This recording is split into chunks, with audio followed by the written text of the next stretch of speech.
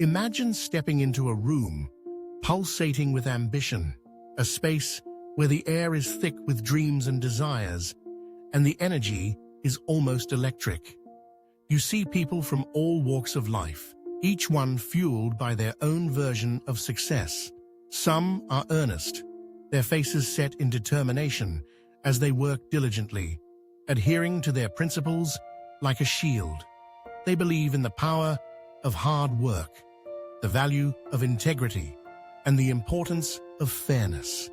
They are the ones who will stay late, who will help their colleagues, and who will strive to build a community based on trust and respect. But then, there are others in the room, those who play a different game entirely. They lie, they manipulate, they trample over anyone who dares to stand in their way.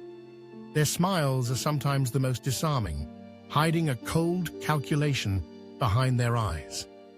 They know that in the race for success, hesitation can be a fatal flaw.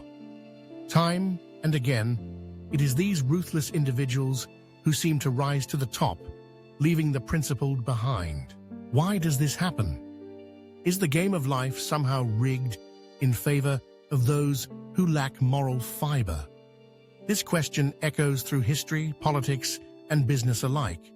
We can find countless examples of individuals who have attained extraordinary power despite, or perhaps because of, their moral failings.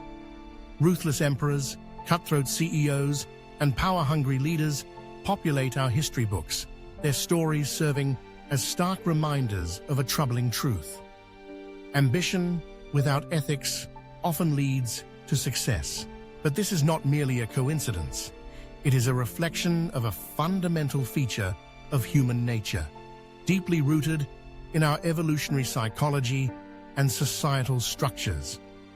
In a world characterized by competition, those who hesitate, who pause to consider fairness, often find themselves left behind.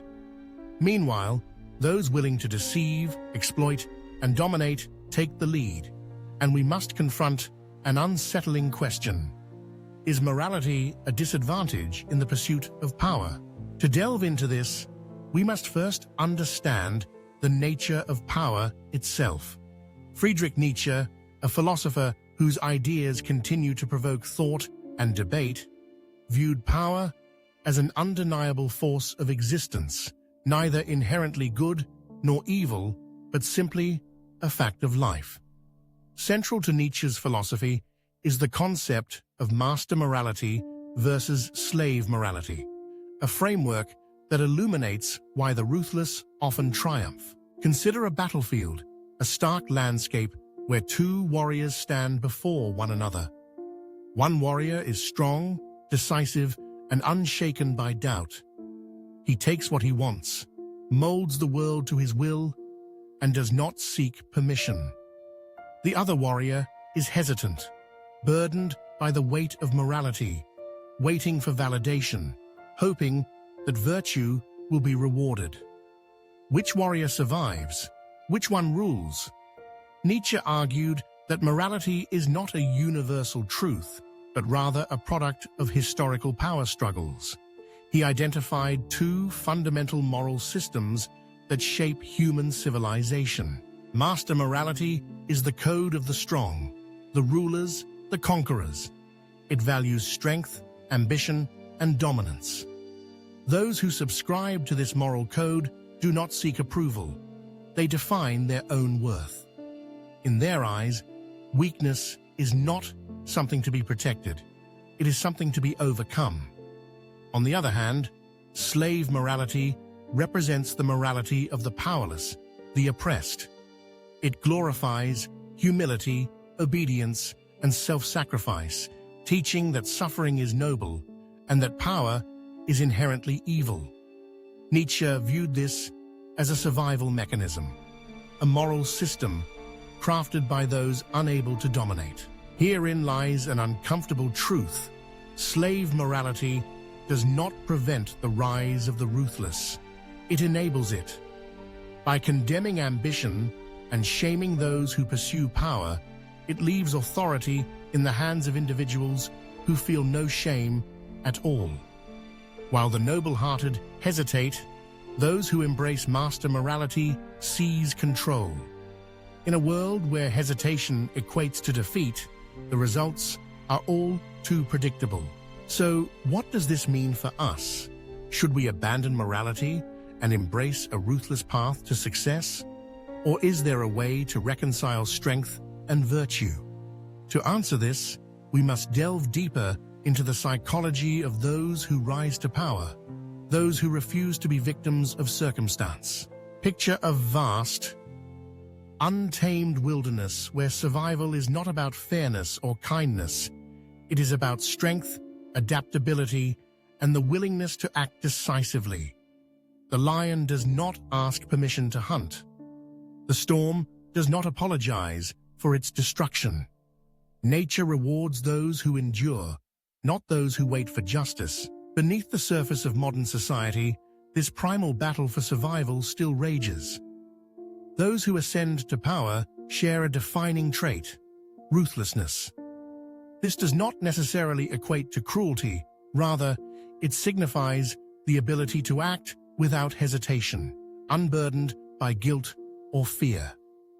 Psychologists have studied the traits that predict success in highly competitive environments, and the patterns emerge with startling clarity: high ambition, low sensitivity to fear, and reduced empathy for those who stand in the way. It is crucial to clarify that not all powerful individuals are devoid of empathy or morality. However, many possess traits that enable them to operate without the emotional constraints that hold others back. From historical figures like Julius Caesar to modern business moguls, the pattern is clear. Hesitation is a liability. Power is taken, not given. Those who rise do not wait for permission. They seize opportunities, take risks, and face consequences later. Yet, here lies the paradox. Ruthlessness alone is not a guarantee of success. The same qualities that allow an individual to climb to the top can also lead to their downfall. History is littered with tyrants who believed themselves invincible until they weren't. The very traits that propelled them forward often sow the seeds of their destruction. If the ruthless tend to rise, does this imply that morality and fairness are doomed to fail? Not necessarily. However, we must first dismantle one of the greatest illusions of modern society: the belief that the world is fair. From childhood, we are told a comforting narrative that good people are rewarded, that hard work guarantees success, and that justice will always prevail. Yet as we step into the real world, a brutal contradiction emerges. The hardest workers are not always the wealthiest. The most honest do not always lead. The kindest hearts are often the most broken. This is not a flaw in the system. It is the system itself. The idea of fairness is a social construct, not a law of nature. It serves as a narrative designed to maintain order rather than reflect reality. Psychologists have identified a phenomenon known as the just world fallacy, the belief that life is inherently fair and that people get what they deserve. This belief is dangerous because it breeds passivity. If we assume that goodness alone will lead to success, we risk ignoring the realities of strategy, competition, and power.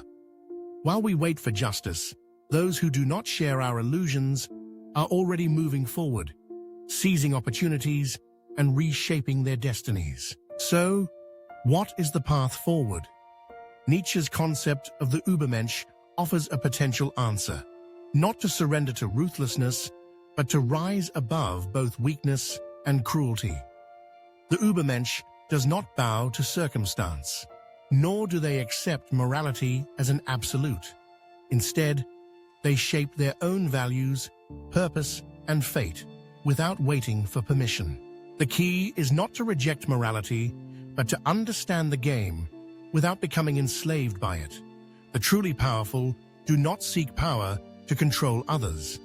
They seek it to transcend themselves. The ruthless may play a temporary game, clawing their way up through manipulation and force, but the Ubermensch engages in the infinite game, building, evolving, and leaving a lasting impact. They are creators, not merely takers. Ultimately, we must confront a final question. Is power inherently evil, or does it simply expose the truth of human nature? Power is a tool, one that, when wielded with wisdom, can lead to unimaginable greatness. But when driven by ego and greed, it reveals the darkest parts of human nature. Nietzsche's challenge to us is simple. Do not fear power, master it.